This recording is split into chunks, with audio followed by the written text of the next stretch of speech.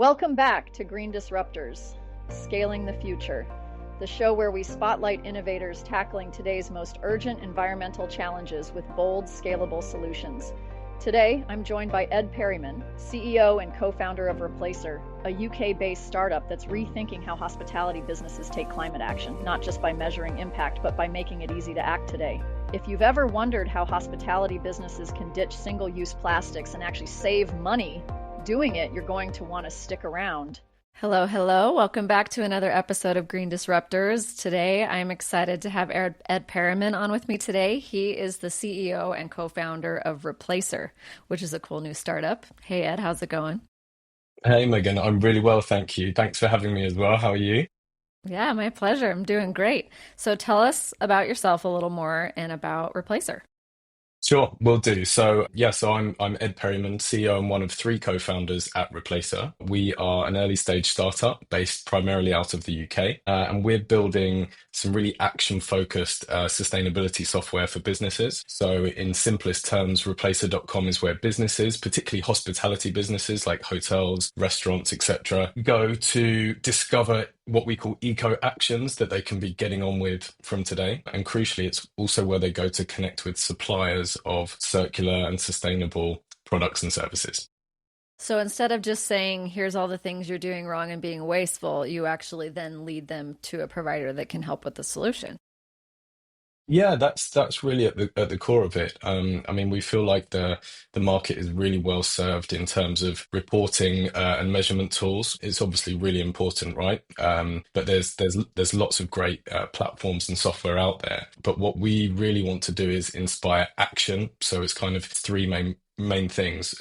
One is, what are the alternatives to business as usual? So what are the things that I can just be getting on with today?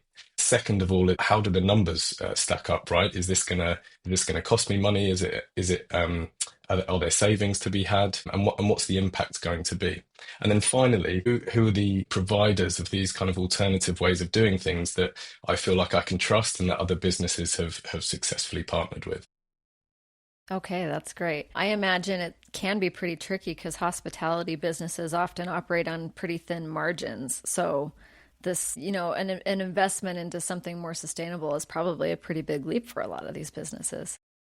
Yeah, you're absolutely right. And I think that's where we talk a lot about sort of trying to do some demystifying because we feel like there are Mm, some misconceptions here. I mean, we find that most hospitality businesses absolutely want to do the right thing. But as you say, there's competing priorities, numbers are tight, and there is often this perception that sustainability actions are always going to be a cost. And I think there's a few things there.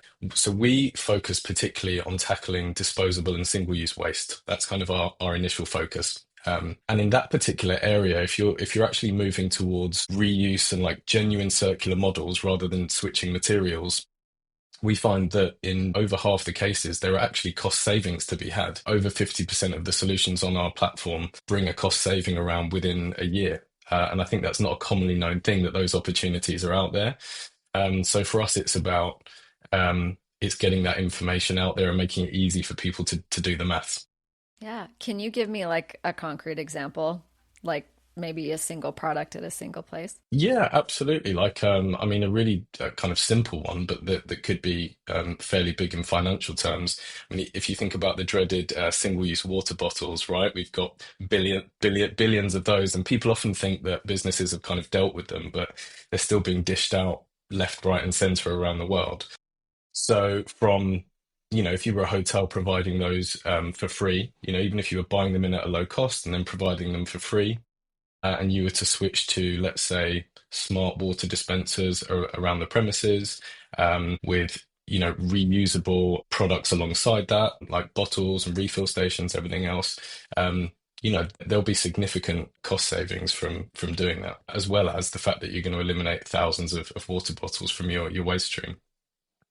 There's um That's there's lots of examples like that, and we find that often the biggest savings come when you're not just switching out material, right? So often people think in terms of, okay, I'm going to go from plastic to compostable or something that's right. slightly better. And often the biggest financial rewards can come actually if you're really embracing a completely different way to do things. So moving towards like a reuse type system. Those can often feel a bit scary for businesses though, because it Yeah. implies a different customer behavior, right? It's kind of, well, how are my guests going to respond if they have to go and do this particular thing or do it themselves? And that's where, again, more information is needed. People need to see what's another business that looks like mine that's done it and it worked.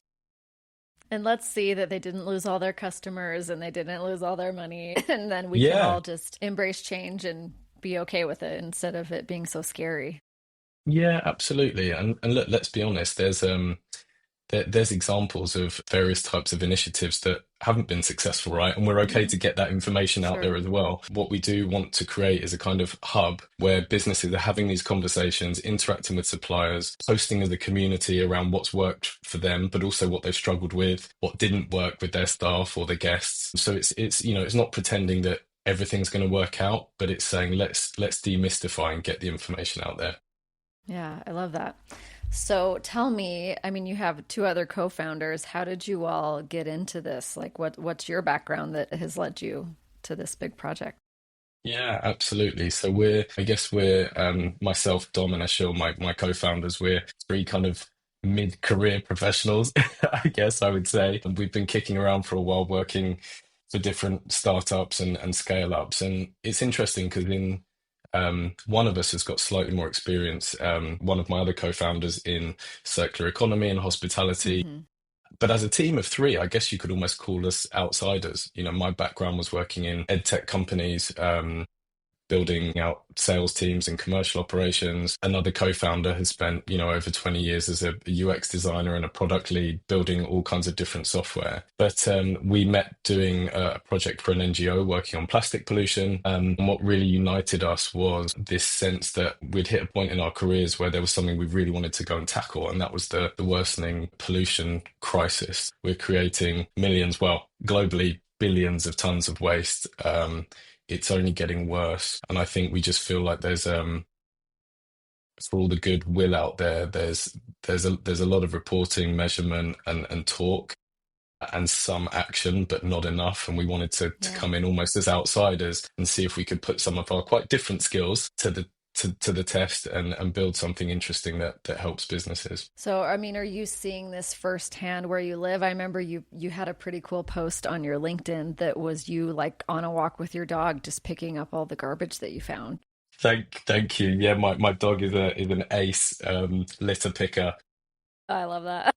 Yeah, and look, I think sometimes it is those day-to-day scenarios that just keep it really real for all of us. And of course, this is not all being produced by businesses. Hmm. Um, there's a global problem among households, businesses, etc. But I think the common thread through it is that we're producing too much, and at a design level, too much is being produced to be disposed of and designed to be disposed of. And I think what we're really inspired by are all of the startups and bigger companies now out there who are coming up with some really innovative solutions, and we're partnering with lots of them, and some of them can already be found on replacer.com. Shameless plug there. That's what this is for. Yeah, that's fine. But it's, we were inspired by them and actually felt that lots of them still need, championing, because there's lots of people out there that are coming up with great products and services that actually mean less stuff and less waste overall. So yeah, but I think all of us, and I don't know if you feel the same, but you have those kind of day-to-day activities when we're not working, where it's just, once you see it, you can't unsee it. Yeah, absolutely. And for me, I swear there's been a couple transformative moments, but I lived in Taiwan when I was younger, and their population is just a lot bigger than where I live. And we did like a trash cleanup there, and it was unbelievable how much stuff we found in what was supposed to be like a nature area. And yeah, now I have kids, and so it's like that makes you think about the world so differently. But anyway, so you only started last year. So where are you at in terms of, being a new startup, and like what are the next steps to Yeah. broaden your impact and scale? Yeah, absolutely. So we have the first version of our product, our platform out there, which is a really important milestone. And it took us about 7 or 8 months to get to that stage. And we were really lucky to have around about 10 to 15 businesses, mainly hotels, that were really supportive of what we were doing and came on that discovery journey with us to actually help Oh, us that's build the great. products, not just a couple of user testing calls, but really partnering with us to make sure it worked for them. When they could tell you what their main problems were and like what they wanted to see in a solution. Exactly. Yeah, and giving us really, really honest feedback as to kind of what wasn't useful or what wasn't working. So, yeah, we've got our first users who are mainly hotels, but over the months ahead, we hope to reach hundreds of users, and for that gradually to broaden out into other areas that are tackling similar types of waste. So, if you think about the events industry, again, from food and drinks packaging to cleaning products, or other areas that use like amenities, those types of things. There's a lot of crossover. Um, Restaurants, universities. So we think we can reach a lot of different verticals. We've onboarded now dozens of these suppliers of kind of sustainable alternatives, and we're really, really thankful to their sort of trust and partnership early on. And we want to make sure that we get to representing sort of hundreds of them as well. So yeah, that's where we are. We're still just a team of three, so Wow, there's a hell of a lot to do and competing I am priorities. sure. We do have other people working with us on a more flexible basis, but yeah, I guess the next stage of our kind of trajectory will be how do we grow out the team to make more impact.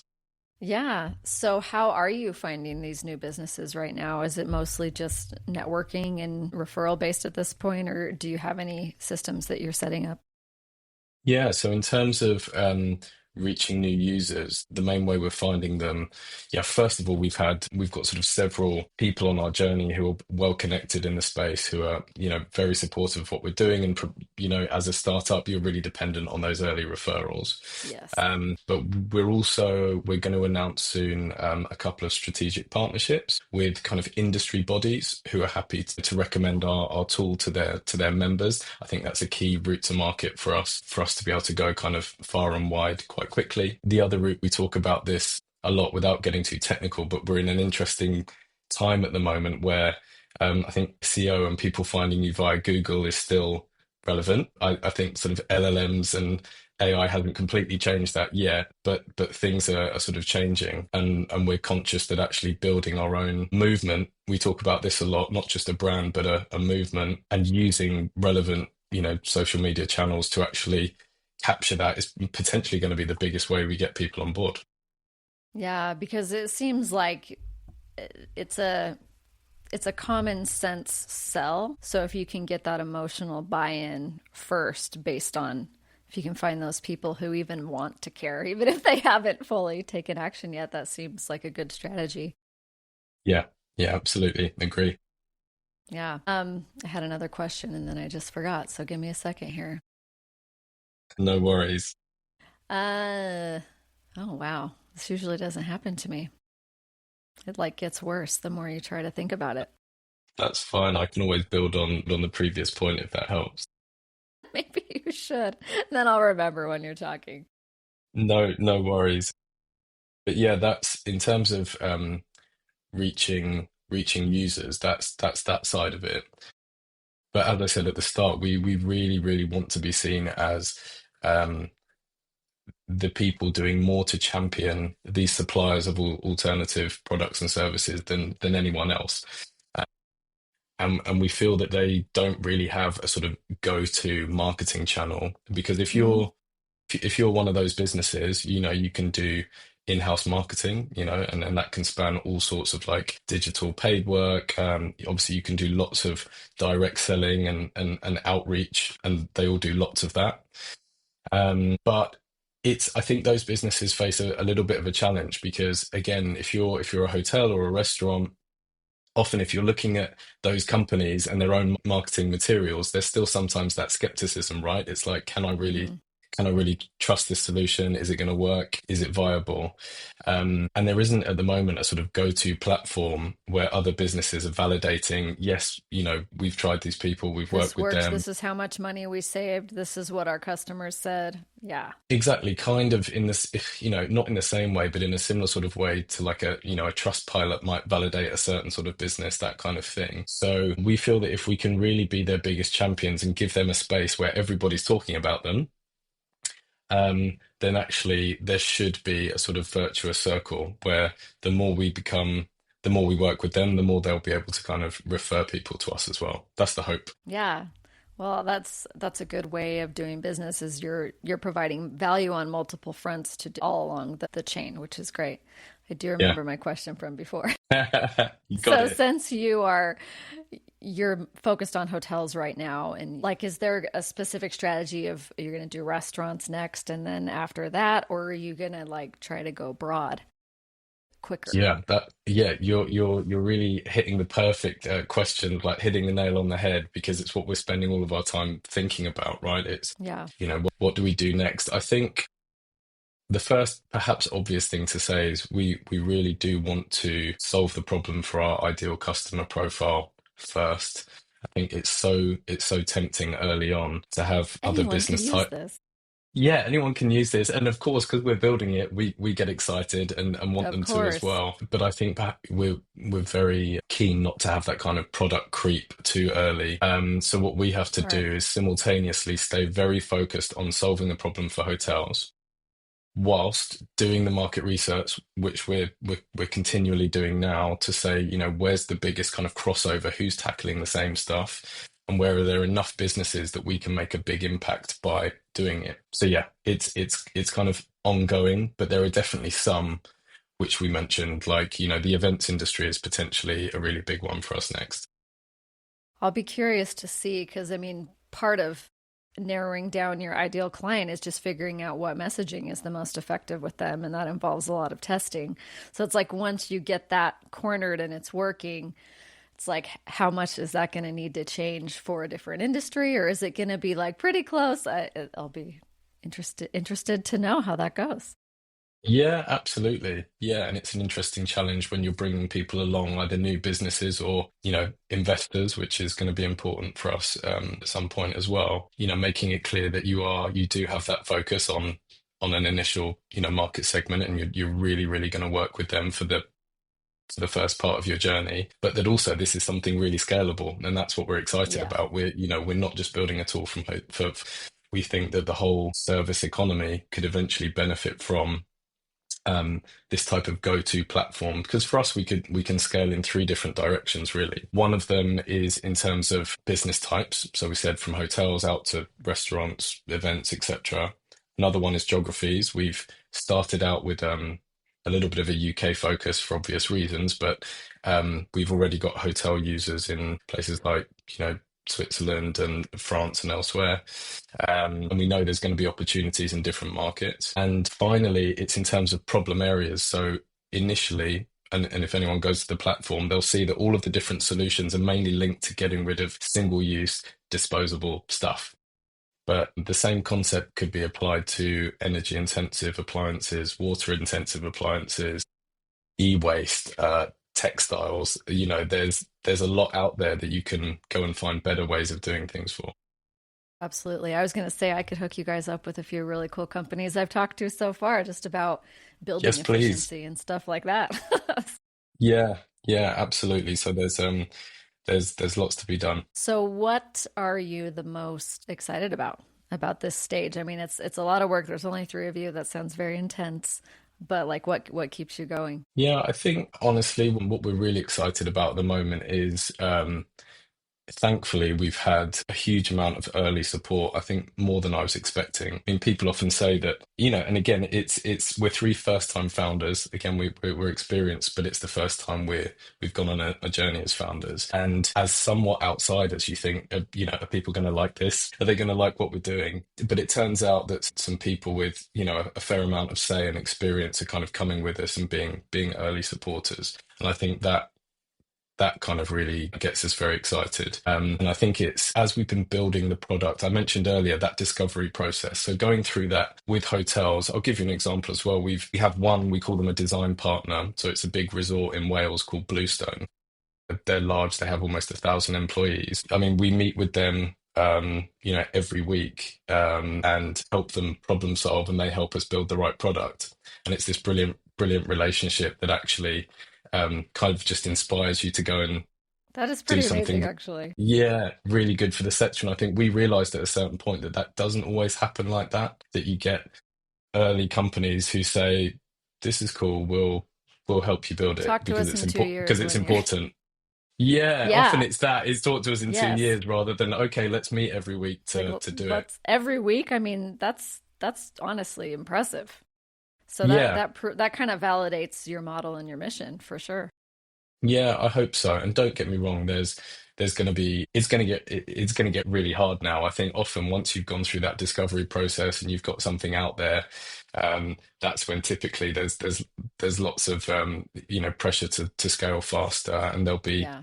plenty of bumps and challenges to come. So we're clear on that. But that early support has really kind of got the fire in our bellies for sure. Yeah, that's awesome. So, well, is there anything else you'd like to highlight before we wrap this up? We've learned a lot. No, I don't think so. Just to say thank you so much. It's yeah, really good to have a chat about this stuff. And yeah, for anybody who is interested in, who's listening to this, connecting with me, we're really open. We're happy to have a chat to anybody. So don't hesitate to reach out. Awesome. Is there what's the best way to reach you? Best way to do it is probably via LinkedIn. So you can find us on replacer.com. But yeah, I'm Ed Perryman on LinkedIn, so fairly active on there and always happy to get a message.